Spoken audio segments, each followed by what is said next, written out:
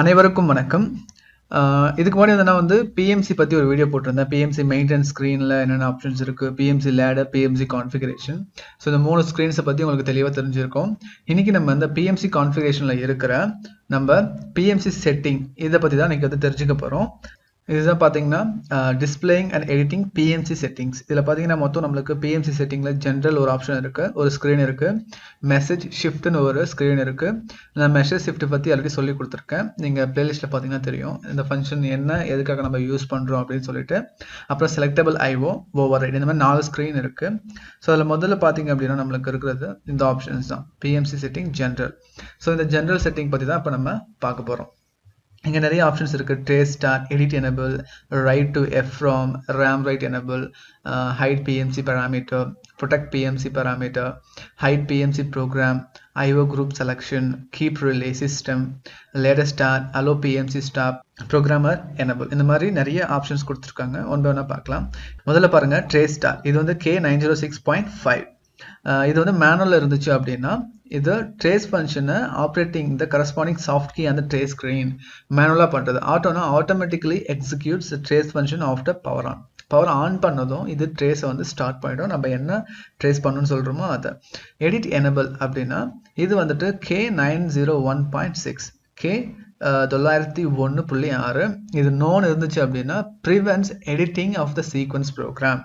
இப்போ நம்ம BMC ladder இருக்கு இல்லையா, இது நோல இருந்துச்சு அப்படின்னா எடிட் பண்ண முடியாது, எஸ்ல இருந்தால் மட்டும் தான் எடிட் பண்ண முடியும். Allows editing of the sequence program சொல்லியிருக்காங்க.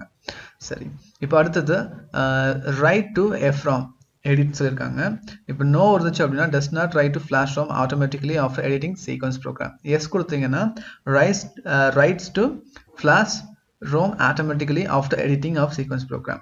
இப்போ நம்ம இந்த சீக்வன்ஸ் ப்ரோக்ராம் எடிட் பண்ணோம் அப்படின்னா கண்டிப்பாக எஃப்ரோமில் சேவ் பண்ணியே ஆகணும். ஸோ அந்த சேவ் பண்ணுறதுக்கு இந்த ஆப்ஷன் எனபிள் இருந்தால் மட்டும்தான் சேவ் பண்ண முடியும் ஆட்டோமேட்டிக்காக. இல்லைனா வந்து நோ இருந்துச்சு அப்படின்னா பண்ண முடியாது. புரியுதுங்களா? அடுத்து வந்து RAM write enable. RAM write எனபிள்னா இங்கே பாருங்கள், இது வந்து ப்ரிவென்ட்ஸ் ஃபோர்சிங் ஃபங்க்ஷன். ஃபோர்சிங் நம்ம பண்ண போகிறோம் அப்படின்னா இது நோல இருந்துச்சுன்னா பண்ண முடியாது, பட் எஸ்ல இருந்துச்சு அப்படின்னா நம்மளால ஃபோர்சிங் பண்ண முடியும்.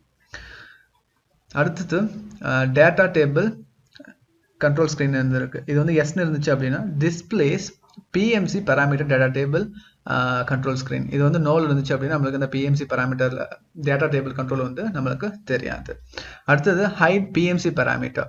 இது நோல் இருந்துச்சு அப்படின்னா அலோஸ் பிஎம்சி பேராமீட்டர் டிஸ்பிளே. எஸ்னா ப்ரிவென்ட்ஸ், அதாவது பைபாஸ் ஆகிடும், நம்மளுக்கு தெரியாது பிஎம்சி பேராமீட்டர்ஸ். அடுத்தது ப்ரொடெக்ட் பிஎம்சி பேராமீட்டர். நோ இருந்துச்சு அப்படின்னா அலோஸ் பிஎம்சி பேராமீட்டர் எடிட்டிங். இப்போ எஸ் இருந்துச்சு அப்படின்னா ப்ரிவென்ட்ஸ் பண்ண முடியாது. நோ இருந்துச்சுன்னா நம்ம பிஎம்சி பேராமீட்டரை எடிட் பண்ண முடியும். அதுக்கான கீப் ரிலே வந்து K902.7. அடுத்து ஹைட் பிஎம்சி ப்ரோக்ராம். இப்போ நோவா இருந்துச்சு அப்படின்னா அலோஸ் சீக்வன்ஸ் ப்ரோக்ராம் டிஸ்பிளே. எஸ்ஸாக இருந்துச்சுன்னா தான் உங்களுக்கு வந்து பார்த்தீங்கன்னா சீக்வன்ஸ் ப்ரோக்ராம் டிஸ்பிளேயை பார்க்க முடியாது. அதுக்கான கீப் ரிலே பார்த்தீங்கன்னா 900.0. அடுத்து ஐஓ குரூப் செலெக்ஷன். இது ஹைட்ல இருந்துச்சு அப்படின்னா அந்த ஸ்க்ரீன் வந்து டிஸ்பிளே ஆகாது, ஷோன் இருந்தால் மட்டும் தான் அந்த ஸ்க்ரீன் வந்து டிஸ்பிளே ஆகும். அடுத்து கீப் ரிலே சிஸ்டம். இந்த சிஸ்டம் கீப் ரிலே வந்து இருக்கு, இது வந்து 900க்கு மேலே தான் வரும், 900-919 வரைக்கும். இது நம்மளுக்கு தெரியணும் அப்படின்னா இதை ஷோன் கொடுத்தா மட்டும் தான் உங்களுக்கு வந்து தெரியும், நம்ம யூஸ் பண்ணிக்க முடியும். அடுத்து லேட்டஸ்ட் ஸ்டார்ட். இது ஆட்டோனா execute the sequence program automatically after the power turns on. நீங்கள் பவர் ஆஃப் பண்ணி ஆன் பண்ணதும் ஆட்டோமேட்டிக்காக ஸ்டார்ட் ஆகிடும். இது ஆட்டோவில் இருந்துச்சுன்னா. மேனுவல் இருந்துச்சுன்னா நீங்கள் வந்துட்டு ரன் கொடுக்கணும். எவ்ரி டைம் ஆஃப் பண்ணி ஆன் பண்ணிங்க அப்படின்னா நம்ம இந்த பிஎம்சியில் போயிட்டு ஆப்ஷன்ஸில் போயிட்டு நீங்கள் ரன் கொடுத்தா மட்டும் தான் இது ரன் ஆகும். அடுத்து அலோ பிஎம்சி ஸ்டாப்னு இருக்குது.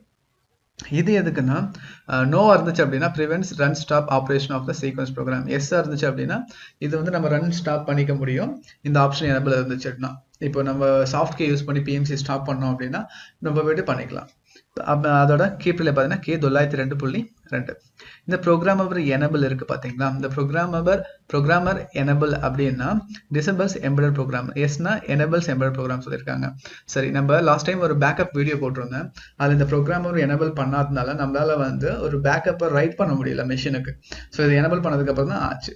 ஸோ இந்த ப்ரோக்ராமர் பேஸ் பண்ண வர ஆப்ஷன்ஸ் எல்லாமே ஃபங்க்ஷன்ஸ் எல்லாமே நம்ம இது எனபிள் பண்ண மட்டும் தான் பண்ணிக்க முடியும். ஸோ இதெல்லாம் பார்த்தீங்கன்னா தான் நம்ம பிஎம்சி செட்டிங்ஸில் இருக்குது. நான் அடுத்த வீடியோவில் எல்லாமே ப்ராக்டிக்கலாக உங்களுக்கு நான் பண்ணி காமிக்கிறேன்.